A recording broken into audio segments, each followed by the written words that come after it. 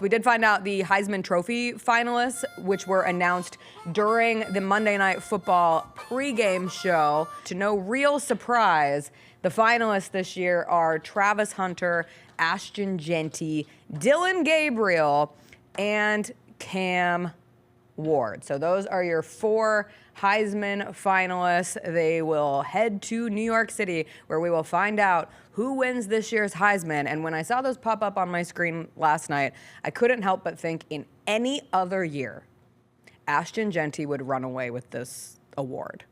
But unfortunately for Ashton Jeanty, he has to go up against something we just don't see, which is a player who has the impact of 2 elite players in one body.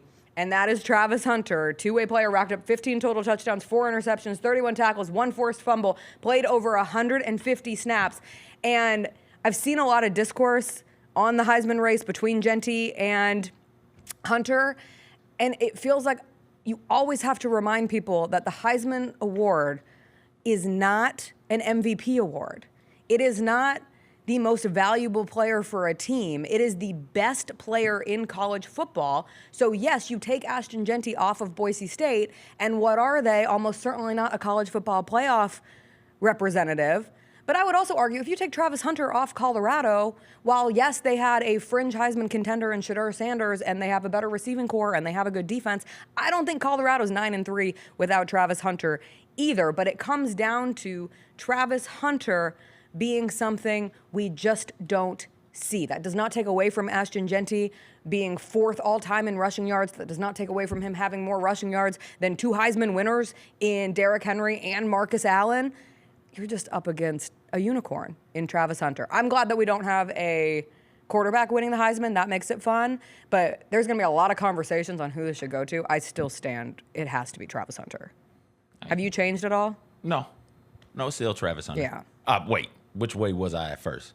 You were Travis Hunter. Yes, we've been Travis Hunter for as long as he played through the season, and Colorado kept winning. We don't make dudes who are great defensive backs and great wide receivers. All right, he's great at both of those things. Now, that's not to take away from Ashton Jeanty's greatness. Right. He has more rushing yards. We talked about this on the odds couple when we talked about Boise State getting into the playoffs and what that would mean for them. But Ashton Jeanty has more rushing yards than I do believe 100 teams. Yes. And in the CFB. And if you treated him like he was his own team, just Ashton Jeanty, the running back, is his own team. He has more 50-yard rushes than everybody else in the nation. He's sitting there at 12. Notre Dame and Navy both come in second at 7.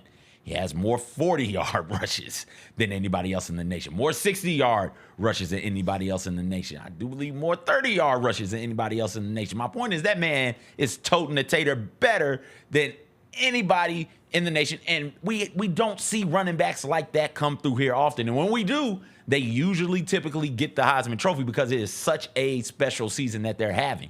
To your point, when you're going up against a guy who I think is top 15 in passes defended, who might be 2nd or 3rd in his conference in interceptions on the season, somebody who's also, I do believe, leading the conference in receptions and receiving yards and touchdowns, right? He's doing all of that.